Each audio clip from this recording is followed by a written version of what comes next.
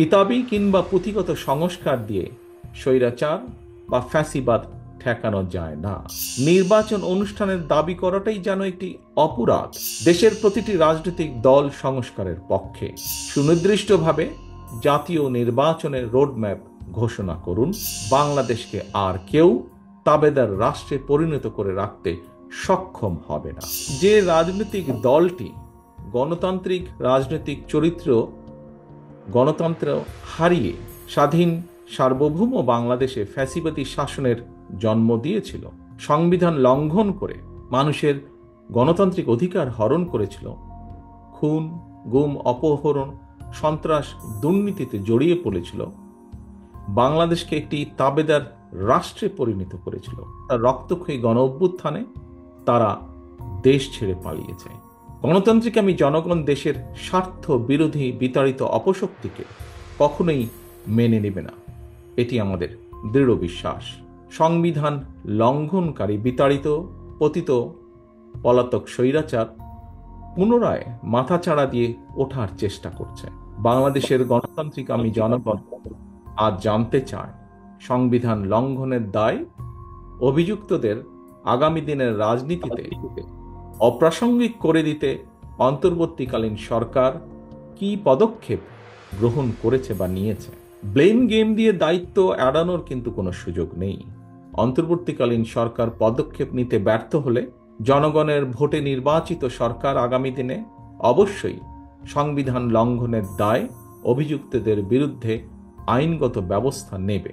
পলাতক স্বৈরাচারের বিরুদ্ধে ব্যবস্থা না নিয়ে যারা জাতীয় নির্বাচনের আগে স্থানীয় সরকার নির্বাচনের কথা বলেছেন, তাদেরকে আমি বলতে চাই, লুটপাট আর দুর্নীতির শত শত কোটি টাকা হাতে নিয়ে সারা দেশে পলাতক স্বৈরাচারের দোসররা পুনর্বাসিত হওয়ার সুযোগের অপেক্ষায়। স্থানীয় নির্বাচন পলাতক স্বৈরাচারের জন্য পুনর্বাসিত হওয়ার একটি সুবর্ণ সুযোগ। যারা বলেছেন হয়তোবা তারা এই বিষয়টি বিবেচনা করেননি। আমি অনুরোধ করব বিষয়টিকে এইভাবে বিবেচনা করার জন্য। আমাদের দলীয় আদর্শ ভিন্ন হলেও আমাদের উদ্দেশ্য যেহেতু দেশের স্বার্থ রক্ষা এবং জনগণের কল্যাণ সাধন, বাংলাদেশ নামক এই জাতি রাষ্ট্রের স্বাধীনতা প্রিয় হাজারো লাখো শহীদের রক্তে লেখা স্মারকে ৭১ আর ২৪-এর রাজনৈতিক বার্তাটি হল, দিল্লির তাবেদার হওয়ার জন্য বাংলাদেশ ১৯৭১ সালে পিণ্ডি ত্যাগ করে নাই। ১৯৭৫ সালের ৭ই নভেম্বরের দেশের সিপাহী জনতাও এই বার্তাটি দিয়েছিল। গণতন্ত্রকামী জনগণের স্বাধীনতার বার্তা উপেক্ষা করে পতিত পলাতক স্বৈরাচার দীর্ঘ ১.৫ দশক স্বাধীন বাংলাদেশকে তাবেদার রাষ্ট্রে পরিণত করেছিল। ভবিষ্যতে যাতে আর কেউ কখনো বাংলাদেশকে তাবেদার রাষ্ট্রে পরিণত করার দুঃসাহস না দেখায়, পরাজিত তাবেদার অপশক্তি তাদের দোসররা আর যেন মাথা ছাড়া দিয়ে উঠতে না পারে, সেটিই হোক বাংলাদেশের আজ এবং আগামী দিনের রাজনৈতিক বন্দোবস্ত। দেশ এবং জনগণের স্বাধীনতা সুরক্ষিত এবং সুসংহত রাখতে হলে নাগরিকদের রাজনৈতিক এবং অর্থনৈতিক ক্ষমতা নিশ্চিত করাটাই হতে হবে প্রধান অগ্রাধিকার। কিতাবি কিংবা পুঁথিগত সংস্কার দিয়ে স্বৈরাচার বা ফ্যাসিবাদ ঠেকানো যায় না। সংবিধান বা আইন না মানের কারণেই মানুষ ফ্যাসিবাদী হয়ে ওঠে। জনগণকে রাজনৈতিক এবং অর্থনৈতিক ক্ষমতা নিশ্চিত করা না গেলে শেষ পর্যন্ত কোনো সংস্কারই বোধহয় টেকসই হয় না। আমরা খেয়াল করছি গত কিছুদিন ধরে অত্যন্ত সুকৌশলে দেশে এমন একটি আবহাওয়া তৈরির অপচেষ্টা চলছে, যেখানে নির্বাচন অনুষ্ঠানের দাবি করাটাই যেন একটি অপরাধ।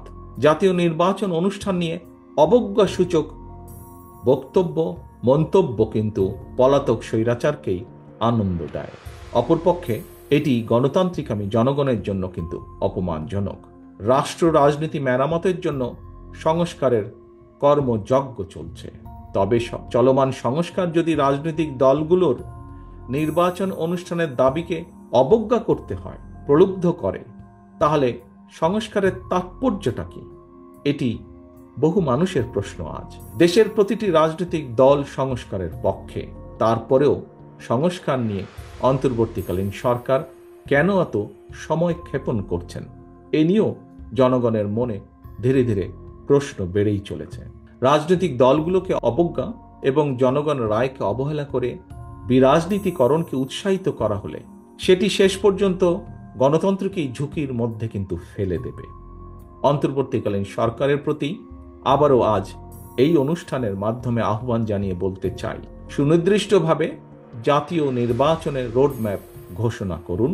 রাজনৈতিক দলগুলোকে জনগণের আদালতের মুখোমুখি করার উদ্যোগ গ্রহণ করতে হবে এবং এই উদ্যোগ গ্রহণ করতে হবে বর্তমান অন্তর্বর্তীকালীন সরকারকে।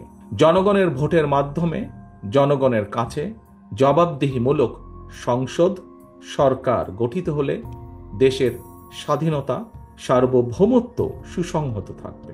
রাজনৈতিক চর্চার মাধ্যমে সরকার গঠন এবং পরিবর্তনে জনগণ এবং রাজনৈতিক দলগুলো অভ্যস্ত হয়ে উঠলে আমি একজন রাজনৈতিক কর্মী হিসাবে দৃঢ়ভাবে বিশ্বাস করি বাংলাদেশকে আর কেউ তাবেদার রাষ্ট্রে পরিণত করে রাখতে সক্ষম হবে না, ইনশাআল্লাহ।